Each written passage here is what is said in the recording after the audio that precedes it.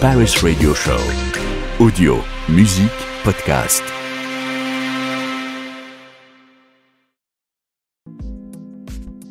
Bonjour et bienvenue au Salon Paris Radio Show, principalement la scène musicale. Et ici, dans ce petit salon qui est réservé exclusivement dans le domaine de la radio, pour cette table ronde autour donc de la radio et de l'écriture journalistique à la radio. Je vais déjà commencer par me présenter. Je suis Lauriane Caprélian, je suis journaliste et auteur de podcasts. Et j'ai eu l'honneur donc d'animer aujourd'hui, parce que ça va être vraiment cette casquette, d'animer cette table ronde avec des gens passionnants, parce que je vous ai eu individuellement au téléphone. On a un peu traité de ce sujet de l'écriture journalistique à la radio, et vous m'avez partagé des choses passionnantes qu'on va maintenant vous transmettre à vous. Je vais vous présenter. Dans un premier temps, nous avons autour de cette table Salah Eddine Gakou, qui est journaliste, présentateur JT, Africa Radio, c'est ça, et aussi à TV5 Monde. À côté, nous avons Caroline, la voix féminine qui va m'accompagner. Caroline Pastorelli, journaliste, animatrice podcast Une musique, un film pour Ouest France et journaliste aussi pour Fréquence Protestante. À côté, nous avons David Koleski, qui est animateur France Bleu, journaliste, chroniqueur radio-télé, à la tête aussi d'une société de production audio, Décalé Prod. Voilà. Et ce qui était intéressant aussi dans votre profil, 17 ans à enseigner et à former les futurs animateurs et journalistes à l'école Studio École de France.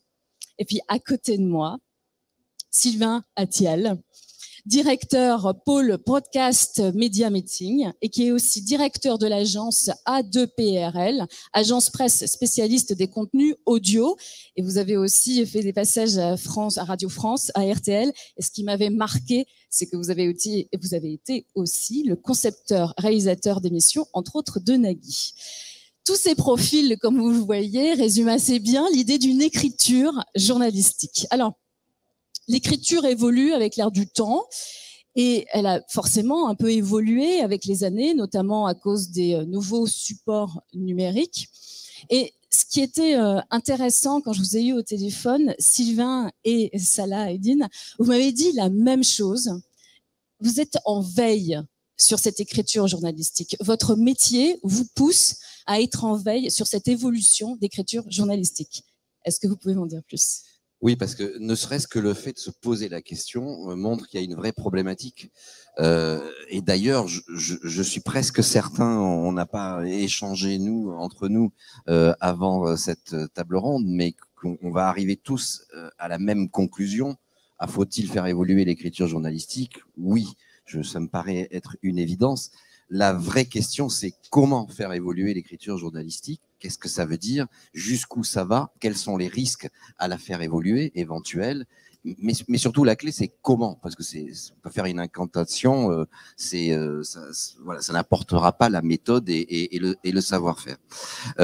Alors oui, c'est quelque chose à laquelle nous sommes très attentifs. Et là, je peux témoigner du quotidien d'une agence de presse comme A2PRL. A2PRL, pour ceux qui ne connaissent pas, c'est l'ancienne AFP Audio, qui s'appelle maintenant Agence de presse pour les radios locales. Et notre mission, le service que nous proposons, c'est de livrer des flashs prêts à diffuser, locaux, nationaux, thématiques, ultra-locaux, régionaux, à la kyrielle de radio FM, plus particulièrement, mais pas que. Aujourd'hui, pas mal de web radios viennent compléter leur contenu avec de l'info qui anime le paysage audiovisuel français. Et du coup, A2PRL, c'est 1850 flashs différents qui partent tous les jours vers nos 240 abonnés partout sur, j'allais dire, le territoire francophone. Alors, évidemment, on se pose la question. D'abord parce que on a des radios, des profils de radios très différents.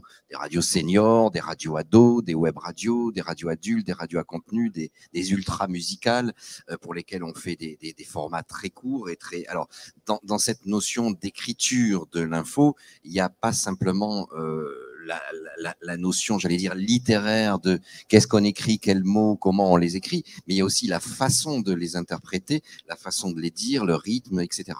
On y reviendra peut-être tout à l'heure. Mais c'est une vigilance de tous les jours parce qu'on sent bien en plus que notre média est très challengé et que, en fait, aujourd'hui, ne serait-ce qu'avec l'émergence importante du podcast, on se confronte à des écritures différentes. C'est ça. Et Sylvain, là, vous venez de dire effectivement qu'en fonction du public, il va falloir aussi s'adapter en termes d'écriture. Et Saladin, vous m'avez dit aussi la même chose parce que vous êtes entre la France et l'Afrique. Exactement. Vous pouvez en dire un peu plus. On est sur la France et l'Afrique. On a une antenne qui est basée ici à Paris, en Ile-de-France, du côté de Bastille. Et on a aussi une antenne du côté d'Abidjan, en Côte d'Ivoire. Et c'est vrai que du coup, on fait, j'en parlais un petit peu avec Caroline en off, on fait du contenu, on fait des journaux, on fait des journaux, on fait du contenu pour un public qui est ici, donc principalement la diaspora, qui est quand même en forte représentation sur l'Île-de-France, mais aussi pour quelqu'un qui est dans son taxi ou qui est dans sa voiture du côté de la Côte d'Ivoire. Et du coup, on doit trouver un équilibre entre parler sur les sujets qu'on traite, mais aussi dans le fond et la forme. C'est vraiment ça. Et c'est vrai que le podcast nous challenge tous un peu plus sur... on a parlé de rythme, de musique un petit peu, la musique qu'on met quand on traite différents sujets. Sur les formats, quand on parle d'écriture journalistique, je pense que ça va au-delà d'un simple journal. C'est dans tout ce qu'on propose, tous les contenus que peuvent proposer une radio. Pour Africa Radio, on propose, c'est une généraliste, donc on propose... forcément des journaux, mais aussi du divertissement, de la culture. Mais on doit toujours faire attention, notamment quand on traite de la culture, de ne pas avoir une vision parisiano-parisienne et aussi faire attention quand on veut parler d'un sujet. Moi, j'étais en Côte d'Ivoire il y a quelques jours pour couvrir le festival des Magic System notamment. Et je devais faire attention de ne pas traiter ce sujet-là, ce festival, comme si on n'avait que des auditeurs qui nous écoutaient de la Côte d'Ivoire. Donc, il faut trouver un équilibre. Je pense le bon mot, c'est l'équilibre. Et concernant l'écriture journalistique, c'est même pas une évidence. Pour moi, c'est même un impératif pour continuer à exister. Donc, à vous entendre, on est sur une forme de gymnastique, comment on va manipuler le mot et comment on va le transmettre au public. Alors, du coup, je vais donner la parole à Caroline parce que vous êtes à la radio et vous êtes aussi animatrice de podcast. Est-ce que justement cette écriture-là, elle est différente ? Moi, où je me distingue de mes camarades, c'est que je fais du magazine plus. Alors eux, c'est plutôt de l'info. Non, peut-être pas toi, tu diras. Ce qui fait... Moi, j'ai une formation plutôt de magazine. J'ai travaillé pendant 10 ans sur France 3 pour Vie privée publique. Donc, j'ai cette gymnastique-là. Évidemment, on ne parle pas des mêmes choses aux mêmes gens de la même façon, en fonction du support sur lequel vous parlez. Donc, le magazine fait que la diversité des plateformes aujourd'hui, les podcasts, fait qu'on peut se permettre d'aller traiter des choses plus niches qu'avant. Parce qu'on sait qu'il y aura toujours des gens qui viendront écouter. Là où, quand on travaille sur des médias généralistes ou de l'info, eh bien, les gens viennent chercher l'info de base qu'on voit partout. Donc là, c'est en ça que j'ai bien aimé votre mot, la gymnastique. C'est vrai que c'est ça, c'est un travail de gymnastique intellectuelle, journalistique, mais et voilà, que permet l'essor des podcasts et puis des radios, bien sûr, oui. On y reviendra aussi un peu plus tard quand on répondra peut-être à la question comment on va la faire évoluer. David, animateur, journaliste, ça c'est des doubles casquettes, mais en cours avec les jeunes, comment vous transmettez justement cette écriture ? Alors moi j'ai un profil qui est un peu particulier parce qu'effectivement j'ai passé un peu ma carrière à surfer entre une matière et une autre, entre le costume et la casquette. Aujourd'hui moi je suis animateur sur France Bleu depuis 5 ans et pas journaliste, mais je l'ai été auparavant sur RMC, BFM, Europe 1, etc. Et donc au studio École de France, effectivement, je forme des journalistes en technique d'interview. Alors moi, j'entends parler d'écriture, d'évolution de l'écriture. Je pense qu'il y a une évolution de la société, tout d'abord. Je pense qu'aujourd'hui, on ne consomme plus l'info comme on la consommait avant. Et ce que je dis, ça date pas d'aujourd'hui. Ça fait déjà une dizaine d'années. Je pense que l'écriture journalistique, elle a évolué par rapport aux différents médias, aux différents supports sur lesquels c'est consommé. Aujourd'hui, l'info, ça se résume à de l'intercitation, de la brève et des chiffres. avec des choses qui sont en général des contenus très courts, qui vont être un peu sensationnels.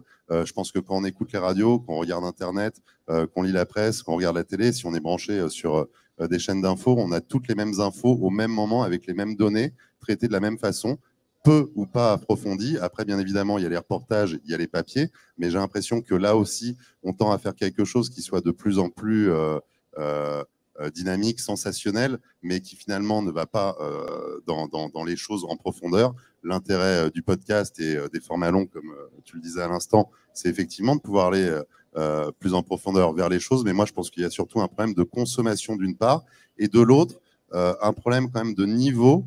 Alors, je dirais pas qui baisse, mais qui évolue avec une façon de parler qui est peut-être plus brève, moins étayée qu'auparavant. Je pense qu'on est tous retombés ces derniers temps sur des reportages de l'INA dans les années 60-70, où on voit des gens qui ne sont pas journalistes et qui parlent 10 fois mieux que nous. C'est ça. Alors, c'est très intéressant parce que j'allais y venir. Ces outils, finalement, alors on parle, le mot-clé de cette table ronde, c'est l'évolution. Donc, il nous faut un point de repère, forcément. Et finalement, on se dit, est-ce qu'on parle comme nos aînés ou au contraire, on a vraiment évolué autrement, bien ou en mal? Et est-ce que c'est le médium qui participe justement à avoir une écriture qui peut se rediscuter aujourd'hui? Je ne suis pas sûr que ce soit le médium. Je pense qu'il faut se regarder en face. C'est la profession, c'est le métier.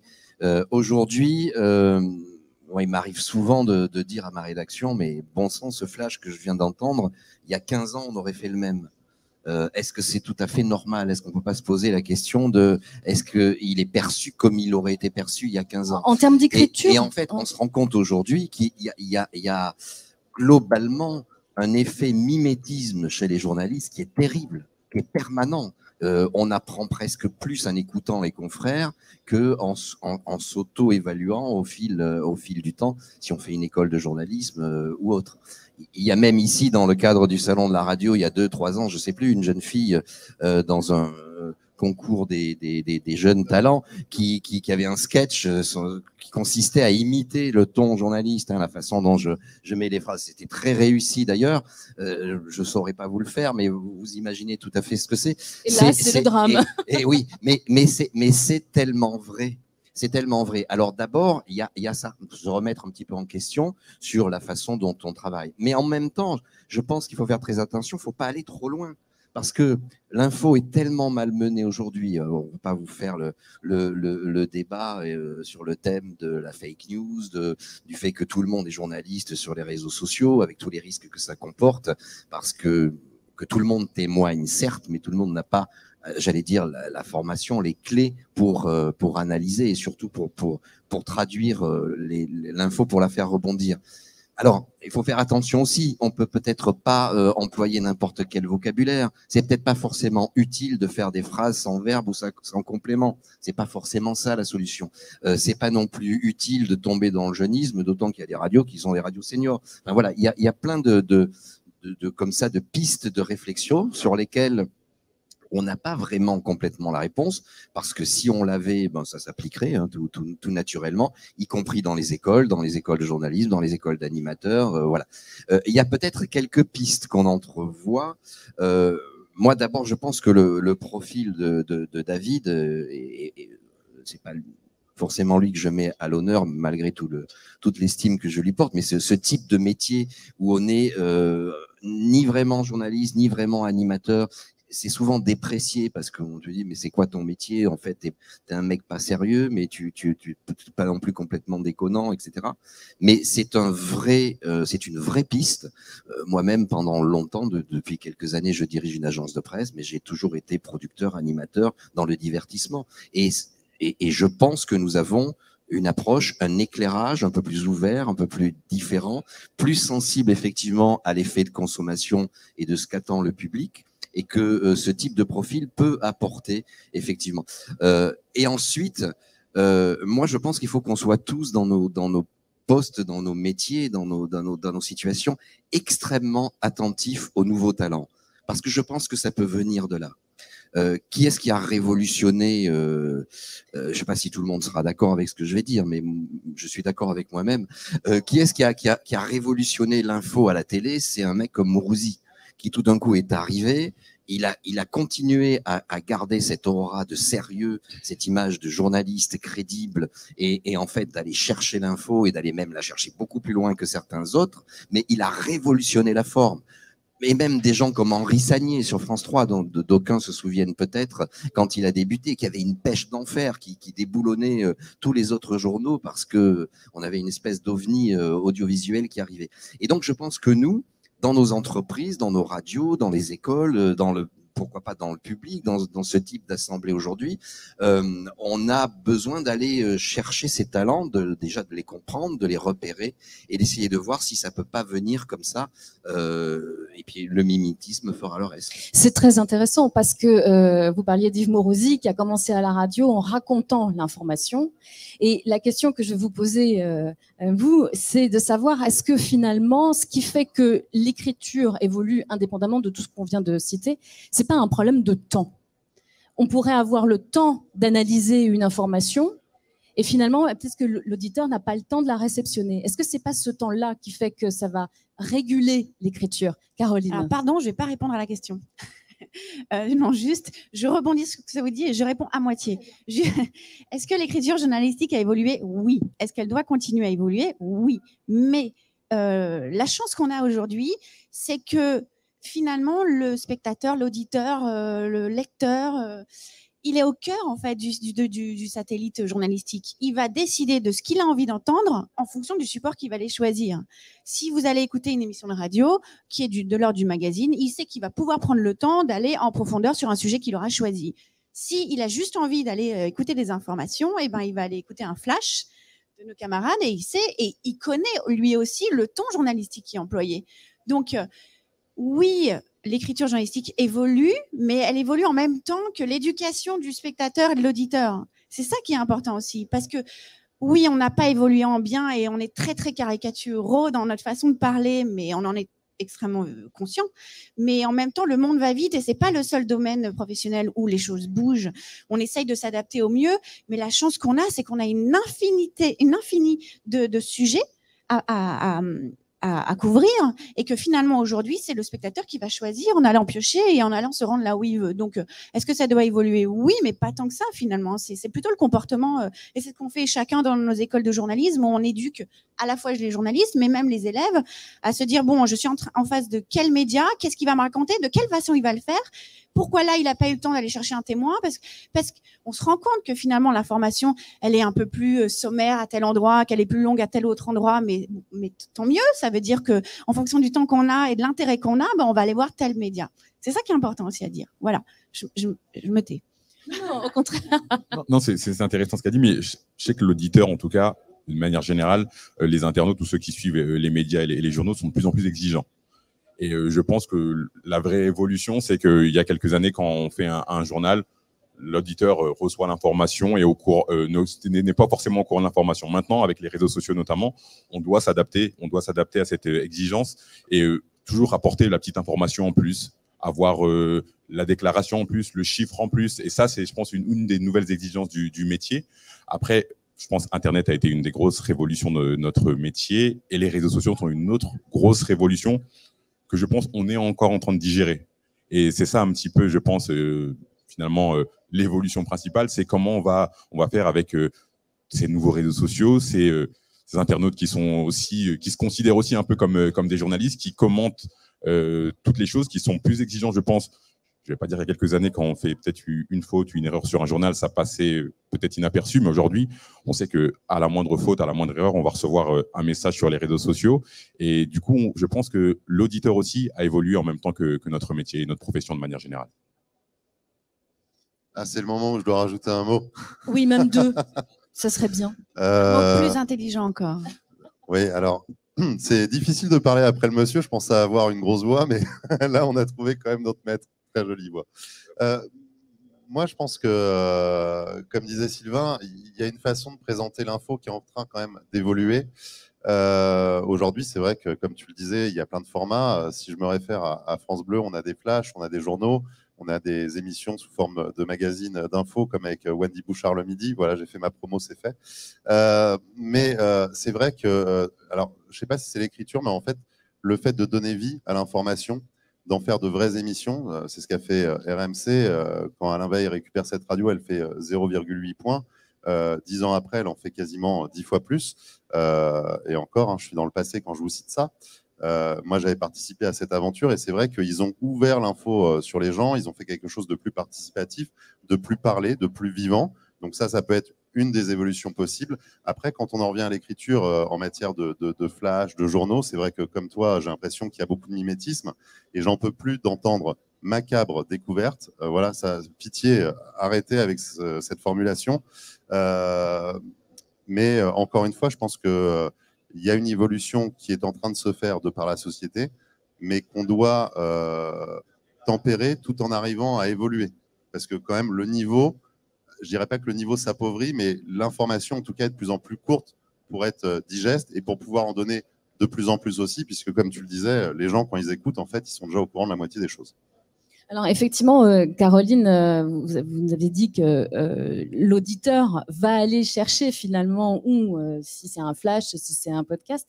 Là, cette table ronde, elle est principalement sur l'évolution de l'écriture journalistique en radio. À vous entendre, est-ce que vous pensez que il y aurait une demande de la part des auditeurs et que la radio aurait peut-être un manque d'audace à aller peut-être sur des formats plus longs, comme on pourrait le trouver en podcast? Peut-être, au-delà de ça, la radio se porte pas si mal, malgré le fait qu'elle soit extrêmement challengée. Donc, on est en train, là aussi, de réfléchir, et c'est normal, à progresser. Des sujets qui sont au cœur de nos préoccupations au quotidien, mais il n'y a pas non plus... pas en train de se passer quelque chose de terriblement dramatique avec l'écriture journalistique à la radio. Je crois qu'il y a une notion qui est intéressante, c'est celle de l'intime. On en a toujours dit que ce média est celui de l'intime. C'est vrai qu'on s'adresse à l'auditeur qui est dans un espace clos, qui est souvent seul, ou en tout cas l'écoute de la radio n'est pas partagée de toute façon par des grandes assemblées. Généralement, c'est des petits noyaux. Et en fait, l'évolution de l'univers de l'audio renforce, je pense, cette notion d'intimité, puisqu'on va aller jusqu'à concevoir le programme musical qu'on souhaite écouter, grâce au podcast, se concevoir même un contenu éditorial, ce qui était absolument impossible il y a encore quelques années, où on n'avait pas le choix de ce qu'on allait écouter, on recevait ça verticalement. Donc, je pense que l'écriture journalistique aujourd'hui doit aussi s'inspirer de ça pour évoluer. Et effectivement, dans le vocabulaire, encore une fois, dans la musicalité, moi je suis très sensible à ça. Je pense qu'il y a vraiment quelque chose à faire. Alors on parlait des belles voix, toutes les voix sont belles, mais toutes les voix ont besoin d'un chef d'orchestre et de trouver la partition qui leur convient le mieux. Et je crois que en fait, c'est là aussi un élément sur lequel nous devons travailler, cette musicalité et cette notion de je te parle à toi. Je te donne les infos et non pas je déclame les infos à un territoire national tout entier. Cette notion de l'intime me paraît renforcée par l'évolution de la consommation des médias, et c'est une piste de plus. Parce que voilà, moi j'essaie d'être concret à cette question, faut-il faire évoluer l'écriture de l'info? On est tous d'accord sur la réponse, mais oui, mais comment? C'est là le plus compliqué. C'est pareil aussi. Totalement, mais je pense que c'est même pas forcément sur le terme de la longueur. Je pense qu'il y a plus de liberté dans le ton, tout simplement. Et je pense qu'il y a quelques années, sur la liberté de ton, en radio, on fait certaines choses qu'on ne faisait pas il y a quelques années. Et je pense que c'est ça aussi qui est important. L'auditeur, on va dire, est plus prêt à écouter, à entendre des choses qu'il ne pouvait peut-être pas entendre ou qu'il imaginait difficilement entendable peut-être sur la radio. Je parle juste sur le format du ton. Après, ce qui est intéressant, c'est que nous, encore une fois, on a un public qui est très jeune, qui est très très jeune. On sait que sur le continent africain, l'âge médian, il est de 19 ans, 19-20 ans, un peu plus sur le reste du monde. Et du coup, on a une génération qui est très connectée, qui est revendique beaucoup plus de choses et qui attend beaucoup plus de choses. Et c'est vrai que au-delà des journaux, c'est ça aussi qui fait la richesse et la beauté de la radio. On a la possibilité de traiter sur différentes formes et sur plus de formes, je pense, qu'il y a certaines années. Et je pense que c'est ça aussi une des évolutions, et une des clés pour aller vers une écriture journalistique qui va évoluer, qui va continuer d'évoluer, je pense, sur les prochaines années. Et sur ce qui a été dit un peu plus tôt sur le mimétisme, c'est vrai que moi, pour être souvent, encore une fois, en contact avec mon ancienne école, c'est vrai que je trouve que les jeunes sont très formatés, de plus en plus formatés par rapport à ce qu'ils voient sur un journal, de plus en plus tôt, même avant d'être bien formés sur cette 2e ou 3e année de journaliste, par exemple, ou même des masters. Ils sont très, très formatés. Et je pense qu'il ne faut pas perdre de vue ce côté un peu liberté qu'offre la radio, ou même les médias de manière générale. Et c'est ça peut-être la clé pour garder le fil, garder le lien avec les auditeurs, c'est ne pas faire des clones, entre guillemets. Sur le plan du formatage, je te rejoins entièrement. Même si, là, encore une fois, c'est difficile d'aller contre ça, parce qu'il faut faire des contre-propositions et trouver des solutions. On a parlé de la forme, de la musicalité, du ton, ça me paraît encore une fois très important, mais encore plus important, il y a l'éditorial, la déontologie et ce qu'on fait passer. Oui. Mais on peut se poser des questions. Alors, attention, je ne dis pas que c'est pas ce qu'il fallait faire. Mais on peut quand même se poser une question quand on voit, par exemple, que au moment des élections présidentielles en France, 90% des contenus des flashs sur les jours précédant les scrutins sont consacrés aux élections et que derrière, les Français ne vont pas voter. Est-ce qu'on leur parle vraiment des sujets dont ils ont envie d'entendre parler ? C'est une question difficile parce qu'il y a toute la question de la citoyenneté. Au contraire, l'info doit-elle aider à renforcer les choses, à sensibiliser, ou doit-elle suivre le mouvement? Mais il y a aussi, je pense, dans la hiérarchie de l'information, un travail important. Tu disais que le public jeune a effectivement une approche totalement différente. Est-ce qu'aujourd'hui, globalement, l'info qui lui est proposée correspond à ses attentes et à ce qui va lui permettre au moins d'entrer par la porte de l'info pour être guidé vers d'autres thématiques? Moi, je voudrais juste ajouter quelque chose par rapport au formatage. Il est important de comprendre que, contrairement à certaines idées reçues, ce ne sont pas les écoles forcément qui vont formater. On leur apprend des choses. Je pense que le formatage, il vient du manque de diversité de l'offre. C'est-à-dire que tous les jeunes qu'on rencontre sur les bancs des diverses écoles, ils ont tous en tête le même ou les mêmes modèles, puisqu'en fait, on a une duplication de la façon de faire l'info, comme je vous disais, avec des chiffres, avec de la citation. On est beaucoup sur l'événement. Donc, au final, avec ça, ils ont l'impression de voir tout le temps la même chose et c'est ça qui les formate, pas forcément les écoles. Le problème, c'est le manque d'offres, finalement. Si on veut avoir une offre qui est plus intéressante, avec plus de personnalité, tu parlais de personnalité tout à l'heure, je pense qu'il faut se diriger vers les médias locaux. Alors, je ne pense pas forcément qu'à France Bleu, qui a un magnifique réseau de 44 radios, mais également toutes les radios du GIE.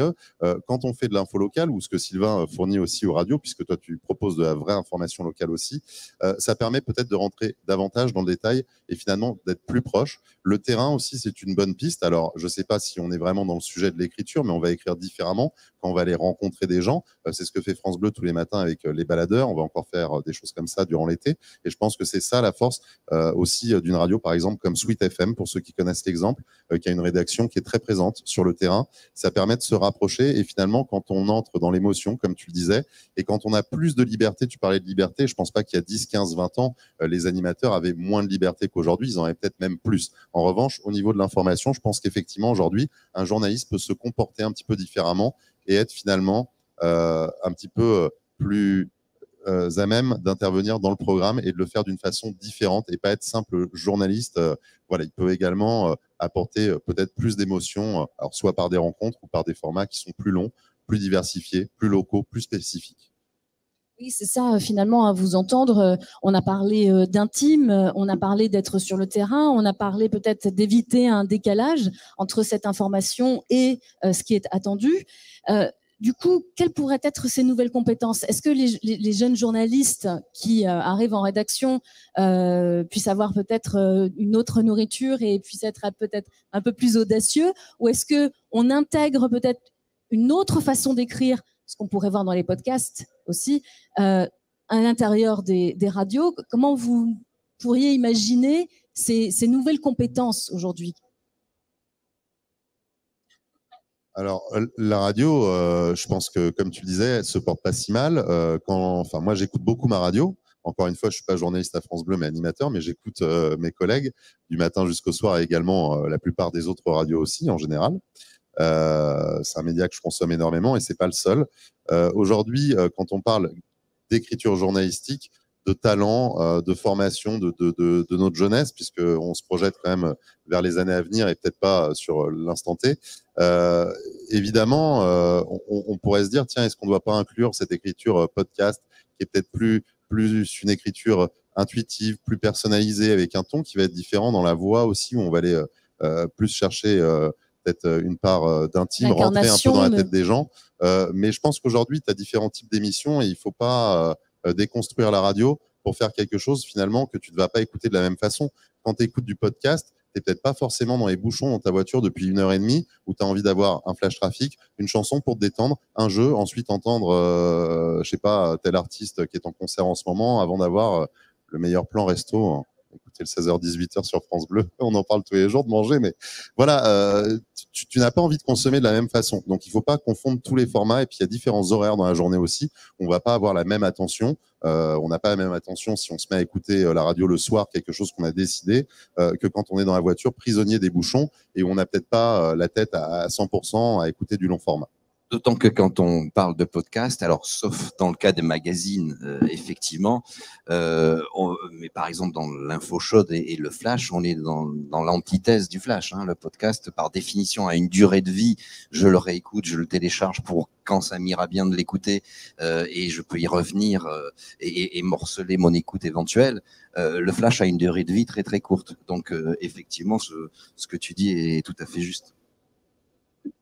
Après, concernant le podcast, il y a beaucoup plus d'offres aussi. Maintenant, donc les auditeurs peuvent finalement choisir ce qui les intéresse et peut-être même pour les journalistes de demain, il y a peut-être plus de diversité dans les choix. Il y a eu 900 000 podcasts créés entre 2019 et 2020, quelque chose comme ça. C'est impressionnant dans le monde entier, bien sûr, pas qu'en France. Mais je pense justement avec la liberté qu'offre le podcast, voilà. Le podcast, en tout cas, je trouve, est de plus en plus compatible à une radio classique. C'est-à-dire qu'au bout d'un moment, nous, radio, quand on a vu les podcasts arriver, on s'est pas forcément dit peut-être qu'on allait faire des podcasts natifs notamment, mais avec le temps, on sent que la musique d'une radio, de manière générale, la musicalité de ce qui se fait dans une antenne de radio évolue et ça permet des contenus qui sont de plus en plus, entre guillemets, compatibles avec des podcasts natifs. Après, il y aura forcément la question de la durée. On va pas faire des podcasts d'1 heure sur une antenne, ça risque d'être compliqué. C'est plutôt des émissions débat où voilà, on peut donner aussi la parole aux éditeurs. Je pense que c'est aussi une des clés, donner la parole aux auditeurs. Et c'est vrai que nous, par exemple, on a une émission tous les midis qui s'appelle le Journal des auditeurs. Je fais mon petit instant promo également, où on donne la parole aux auditeurs. Et c'est vrai qu'ils sont demandeurs de ça. Demandeurs, ils veulent prendre la parole, ils veulent réagir sur les réseaux sociaux et ils attendent des réponses surtout. Ils attendent des réponses. Et avant, peut-être qu'il n'y avait pas forcément cette aussi grande proximité avec les auditeurs et le public de manière générale. Moi, je voudrais réagir sur le côté. Alors oui, il y a une uniformité de ton chez les journalistes, mais il faut bien savoir qu'on ne fait pas du tout le même métier journalistique selon qu'on est animateur, selon qu'on est journaliste de JT, d'une émission d'entretien. Donc, ce qui va faire la différence chez un journaliste et qui va donner une différence de ton, c'est ce qu'il va choisir pour se spécialiser après. Alors moi, je leur dis souvent de faire confiance à leur curiosité et ce qui les anime. Souvent, ils sont passionnés. Bah, formidable. Il y a beaucoup de journalistes dans les écoles qui veulent être journalistes sportifs. Bon, c'est super.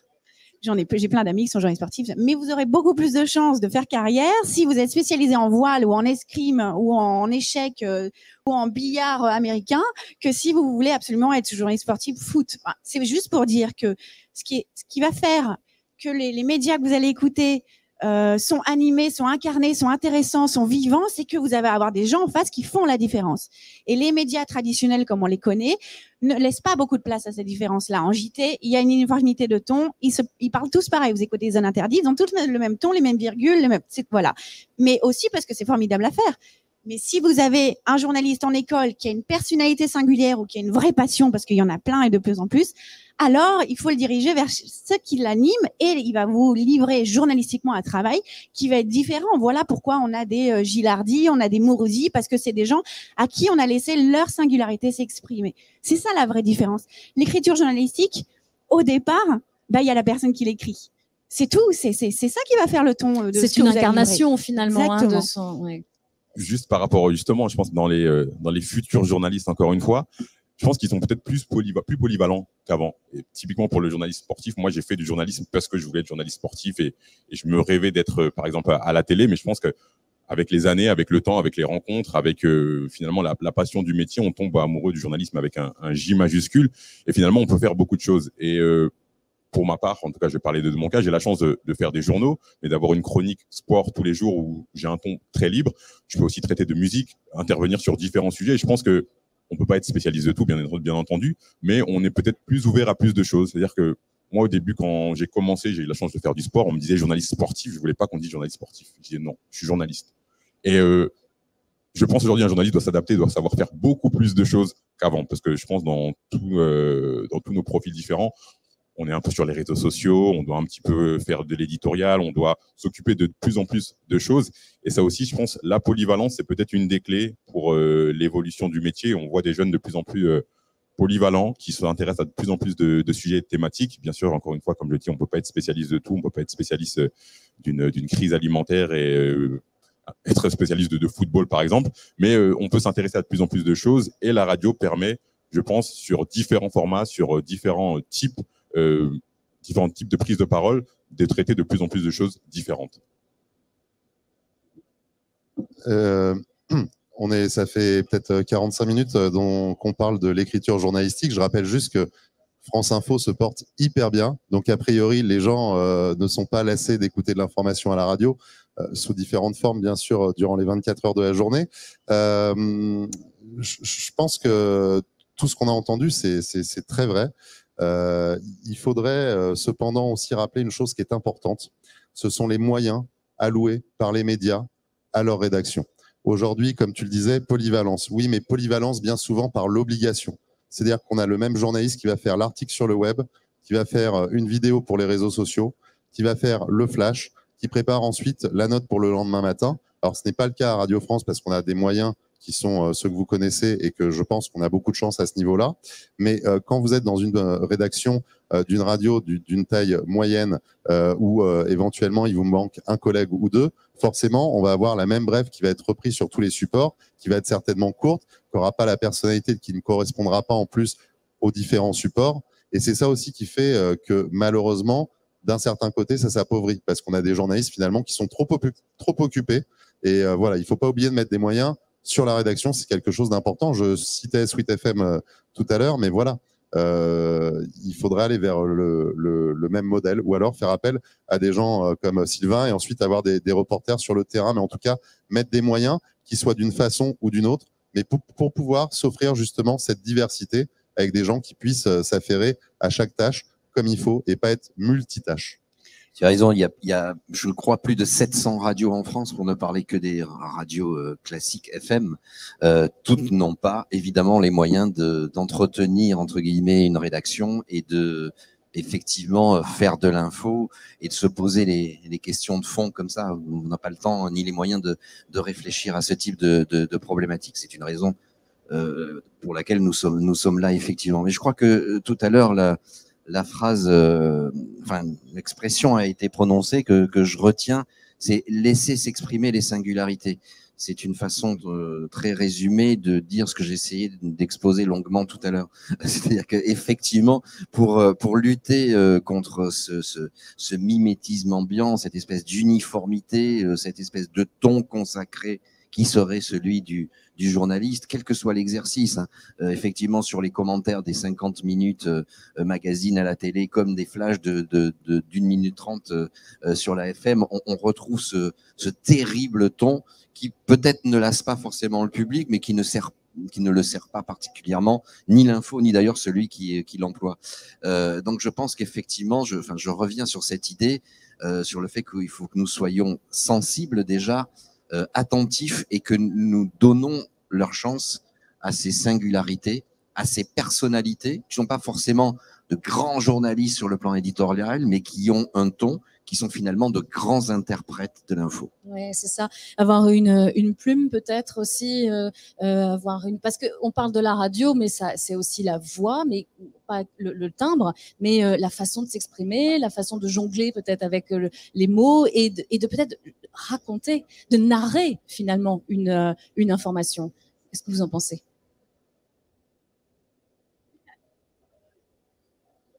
Alors, raconter, oui, je pense que encore une fois, moi c'est ce que j'entends chez nous, parce qu'effectivement on raconte, on a des gens qui vont sur le terrain et on a de vraies histoires, on a la chance d'avoir beaucoup de reportages, donc c'est toute cette richesse aussi qui va faire l'intérêt ou non de ce qu'on va raconter. La plume, bien évidemment que c'est important aussi. Pour ça, faut avoir aussi du soutien, un encadrement, des gens qui puissent faire de la relecture.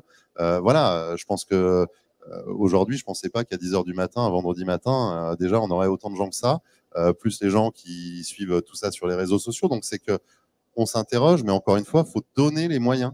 Alors, il y a les moyens dans les écoles, dans la formation, mais après, il faut aussi donner les moyens en termes de suivi. Moi, ça fait 27 ans que je fais ce métier-là. J'apprends tous les jours, mais parce que j'ai la chance d'avoir des gens qui m'encadrent. Parfois, je suis d'accord avec eux. Parfois, je suis un peu vexé, parfois, je suis pas d'accord. Mais en tout cas, ça me permet d'évoluer, de me remettre en cause constamment. C'est quand même inhérent à notre métier de se remettre en cause. Sinon, c'est qu'on fait un média du passé. Et je crois pas que ça soit le cas. C'est la curiosité quand on est journaliste. Caroline, vous vouliez rajouter? Oui. La vraie question, tu l'as soulevé tout à l'heure, c'est que le problème, c'est que l'information vaut cher et que personne n'est prêt à payer pour lire un article. Et ça, c'est au cœur de notre problématique, parce que peut-être qu'on peut se poser la question, est-ce qu'il y aura des journalistes demain? Je suis désolée, c'est très pessimiste, mais c'est un métier de passion. Alors, c'est formidable, on se le dit parce que ça nous fait du bien. Mais on est tous obligés de faire des ménages à côté parce que ça nourrit pas. Vous achetez pas des châteaux en Espagne. Non, c'est compliqué pour ça. C'est-à-dire qu'il y a une exigence intellectuelle, il y a une exigence financière et il y a la réalité de terrain et puis il y a la multiplicité des gens qui vous écoutent. C'est-à-dire essayer de faire ce que les gens ont envie d'entendre et puis gagner sa vie et puis le faire bien. Et le problème, c'est qu'on nous donne pas vraiment les moyens pour faire de l'information de qualité et les gens ne vont pas. Et bon, vous savez, quand les gens disent « Ah, j'ai lu un article », non, il a lu un titre. Plus personne n'a lu un article. Quand vous savez le temps que vous passez à écrire un article, à interviewer des gens sur le terrain. Donc voilà, elle est là aussi la problématique, c'est que l'écriture journalistique, elle évolue, mais elle s'adapte aussi à des contraintes budgétaires, elle s'adapte au terrain, elle s'adapte aux gens qu'on a en face. C'est compliqué, c'est un métier qui est compliqué.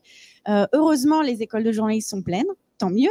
Mais forcément qu'il va falloir réinventer des modèles. La radio, alors oui, on en a marre de la pub, mais c'est ce qui nous fait vivre. En fait, c'est une problématique que les gens ne comprennent pas, que l'information vaut cher. Et oui, mais bon, moi, je peux l'avoir gratuitement sur Twitter. Oui. Oui, mais c'est pas la même. Moi, le problème, c'est que c'est pas la même.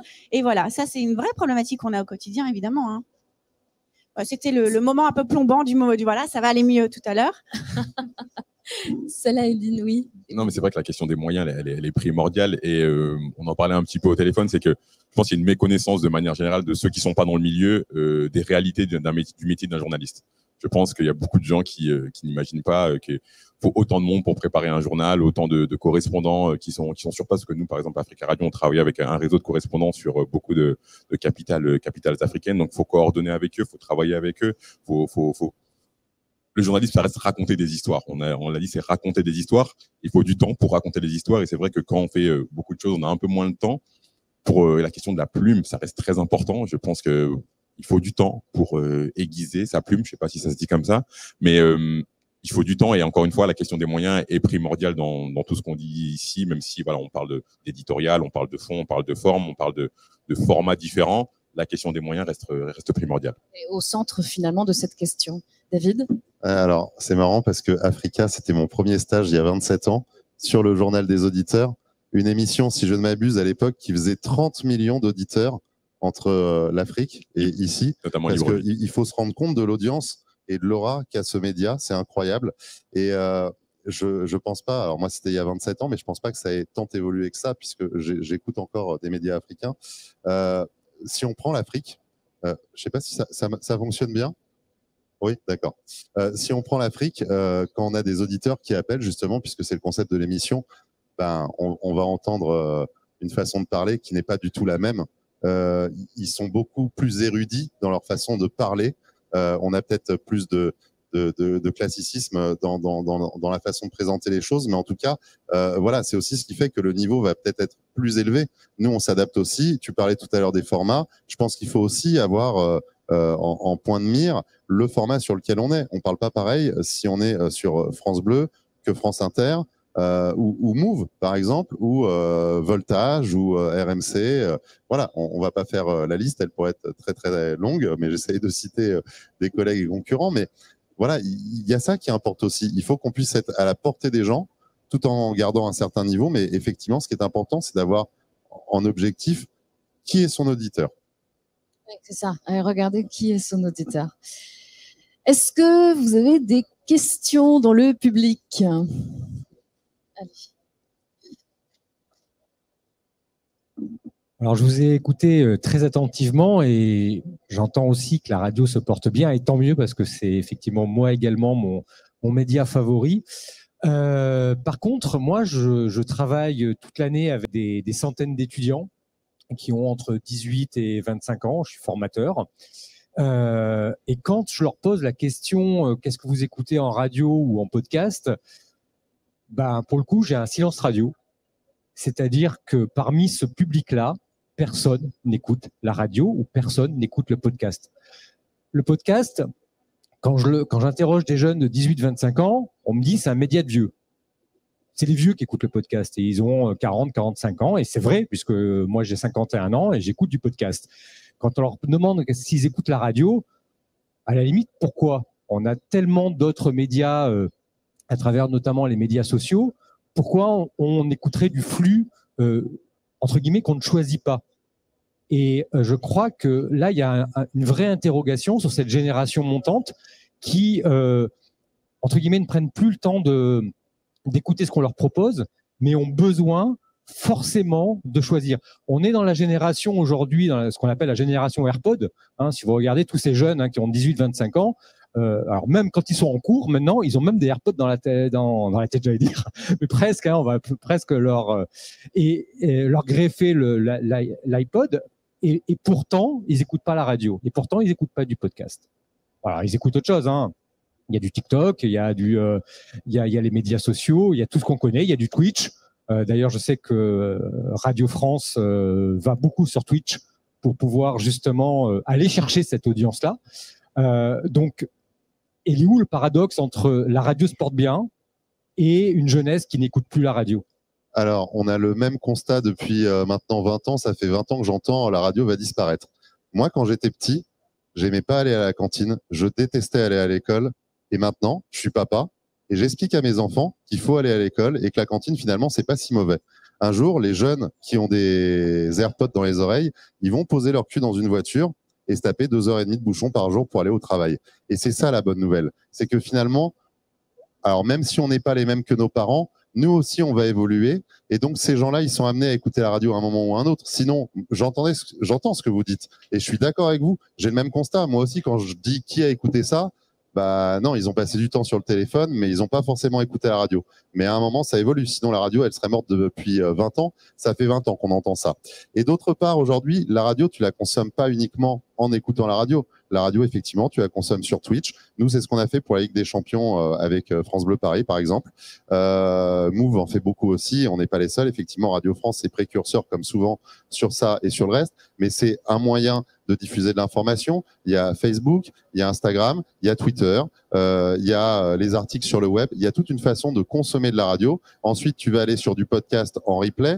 On a également du podcast qui est natif. Le podcast natif, on va pas se mentir, c'est plutôt des quadras, CSP+, voire CSP++ qui écoutent ça. On est sur quelque chose de niche. Je sais qu'on parle de podcast sur ce salon, donc je vais pas aller voir les gens, mais je pense que si on regarde les chiffres d'écoute de podcast, c'est quand même des chiffres qui sont réellement à la marge, vraiment. Voilà, on est sur moins de 5% de la population. Je pense pas dire de bêtises. Donc finalement, ce qu'il faut, c'est avoir une diversité d'offres et être confiant sur le fait que de toute façon, ton auditeur que tu dois attraper aujourd'hui assez tôt et d'une façon différente sur Internet, sur Facebook, sur Instagram, tu vas le récupérer à un moment ou à un autre. Sauf quand Anne Hidalgo aura enlevé toutes les voitures, où là, effectivement, l'audience va baisser. La preuve de ce que je dis, pourquoi j'arrête pas de parler de voitures, si je prends l'audience de nos radios, et quand je dis nos radios, je parle pas que des radios de Radio France ou des radios de France Bleu, je parle de nos radios, toutes nos radios. J'ai travaillé pour plein de radios, ça fait 27 ans. C'est notre bébé, on aime ça, on est passionné. Tu parlais de passion. Effectivement, si on voulait gagner de l'argent, on vendrait des voitures peut-être. Mais là, avec l'effet du confinement, le télétravail, on a bien vu l'impact sur l'audience. Donc, soyons rassurés, à un moment ou un autre, ils vont être forcés d'écouter la radio, sauf si on installe du podcast dans toutes les voitures. Mais encore une fois, la facilité d'écoute n'est pas la même pour écouter ce type de contenu. Je pense qu'un sociologue averti nous expliquerait tout ça très bien. Et je pense que si on suit aussi les jeunes gens auxquels vous faisiez allusion, on ferme toutes les librairies et tous les musées de France. Donc, je crois effectivement qu'il s'agit d'une parenthèse sociale, une sorte de crise post-ado que nous avons d'ailleurs tous traversé, mais à notre époque, moi, c'était un parti pris. Je n'allais pas regarder le journal de 20 heures que regardaient mes parents. C'était juste inacceptable. Et puis pourtant, j'y suis venu comme toi pour la cantine. Et je vais quand même me permettre de rajouter quelque chose parce qu'on part sur un truc qui m'intéresse beaucoup. Parce que je suis papa, j'ai un ado qui a 15 ans et demi et l'autre, il a 11 ans. Ils écoutent un tout petit peu la radio quand on est en voiture, souvent. J'y reviens. Qui parle aux jeunes aujourd'hui? Moi, quand j'avais envie de transgresser, j'écoutais en douce Duck et Diffoul. J'écoutais des mecs comme Max, Arnold, enfin Miguel, tous ces gens-là qui nous ont fait rêver, Super Nana, et je peux en citer plein d'autres. Aujourd'hui, alors certains malheureusement et certaines ne sont plus là, mais les autres, ils sont toujours en place et ils travaillent toujours sur le même type de radio et parlent à des gens jeunes alors que même le sont plus. Donc les jeunes, ils se dirigent vers qui? Ils vont se diriger, bien sûr, peut-être vers des formats urbains, mais plus pour la musique que pour les gens qui incarnent, même si certains écoutent des radios par habitude ou parce que le grand frère leur a dit d'écouter. Pour les autres, ils vont chercher des gens qui leur ressemblent. Ces gens-là, ils sont où? Ils s'appellent Lena Situation, ils s'appellent, je sais pas trop comment, là, Bastos. Bon, bref, oui, parce que je finis par savoir, on est un peu tous pareils. Voilà, qui parle encore aux jeunes? C'est peut-être ça aussi la question qu'on doit se poser, en allant un petit peu plus largement dans le débat que juste l'information, les programmes en termes généraux. Voilà, par rapport à la jeunesse. On va laisser encore une question. J'entends et merci pour vos réponses. Et justement, dans l'écriture journalistique, puisque c'est le sujet du plateau, est-ce qu'il n'y aurait pas justement une opportunité de faire aussi venir des talents qui sont sur les réseaux sociaux, alors qu'on appelle grossièrement les influenceurs, les youtubeurs, les tiktokers maintenant, Twitch, on a les Twitchers. Je te réponds déjà en première partie. Fun Radio fait une émission avec des influenceurs, des gens qui font de la télé-réalité. Ils ont une émission avec Alice, qui elle-même est très présente sur les réseaux. Je peux te donner des exemples avec Move, avec Willax, etc. Je vais pas faire du name dropping à volonté, mais ça se fait. Après, entre transposer ce que tu peux faire en termes d'animation, c'est-à-dire de programme. Moi, je travaille au programme à France Bleu. Je suis pas du même côté que les gens qui travaillent à la rédaction, qui sont journalistes. Je suis animateur. Ce sont deux métiers différents, même si on disait que ça tend à se rejoindre sur certaines parties, comme le magazine, où on est entre divertissement et information. Mais est-ce que tu peux vraiment faire venir des gens qui sont des lanceurs d'alerte? Parce que je pense qu'on ferait plutôt référence à ces gens-là, pour qu'ils viennent ensuite parler à la radio, oui, en tant qu'invité, ou peut-être pour des émissions qui sont thématiques, de là à ce qu'ils fassent, eux, de l'information. Journaliste, c'est un métier. Avoir une carte de presse, c'est des devoirs, mais également des obligations. La réalité, c'est peut-être qu'il y a trop d'infos aujourd'hui, peut-être que l'info intéresse moins les jeunes, puisque je vois bien vers quoi on se dirige, on pense aux jeunes, mais sur le reste, encore une fois, ça fonctionne plutôt bien. Et on peut espérer quand même la mutation de ces gens-là, des réseaux sociaux, du web, pour se transformer ensuite en audience radio par la suite, quand eux-mêmes vont avoir un mode de vie qui va évoluer. Juste pour compléter par rapport, il y a aussi des profils justement qui s'intéressent à l'info en tant qu'influenceur Twitcher. Je pense à Hugo Décrypte, je crois, qui était là hier, et Rémi Buzine, qui est pour moi un véritable ovni, c'est-à-dire qu'il n'a pas un profil classique de journaliste, mais aujourd'hui il est brut et il fait des interviews et il a son côté un petit peu qui je viens de nulle part et finalement je casse certains codes. Et je pense qu'avec certains profils comme ça, parce que quand on dit influenceur, ça englobe beaucoup de choses et beaucoup de domaines. Il y a influenceur et il y a influenceur. Des profils comme Hugo Décrypte, encore une fois, qui ne sort pas d'école de journalisme, si je dis pas de bêtises, et Rémi Buzine, sont des profils qui peuvent être intéressants pour finalement attirer ces jeunes. Et juste pour être complet sur le podcast, je pense qu'avec le boom des podcasts qu'on a eu ces 2 dernières années, il y avait quand même des podcasts sur des sujets parfois de niche qui intéressent les jeunes, qui intéressent beaucoup de jeunes même sur le féminisme. Moi, je vois, voilà, sur beaucoup d'aspects, notamment sur la diaspora, notamment, je vois beaucoup de jeunes qui s'intéressent au podcast parce qu'on leur parle avec un ton différent et sur des choses différentes. Après, bien sûr que oui, il y a encore des choses à améliorer, mais sur l'aspect nouveauté au niveau de termes de podcast, je pense quand même qu'on voit pas mal de jeunes s'y intéresser un petit peu.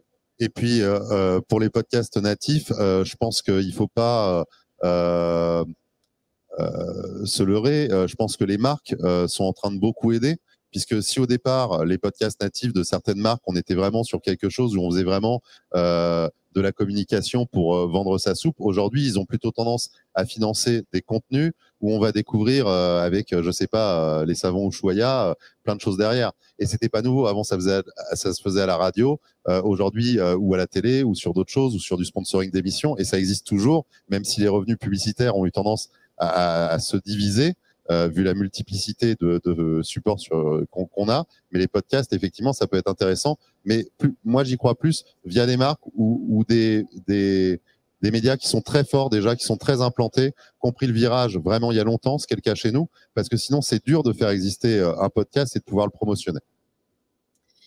promouvoir, pardon.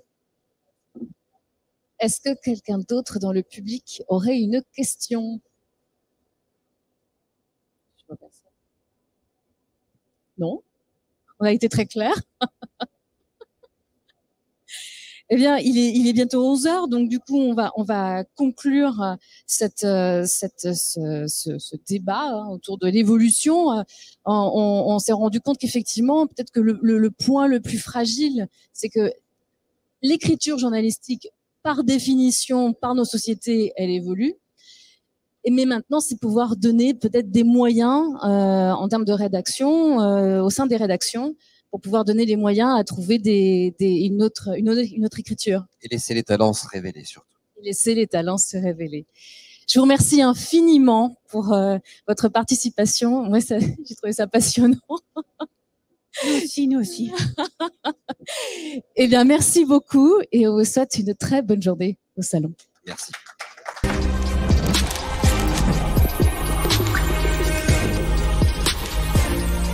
Paris Radio Show. Audio, musique, podcast.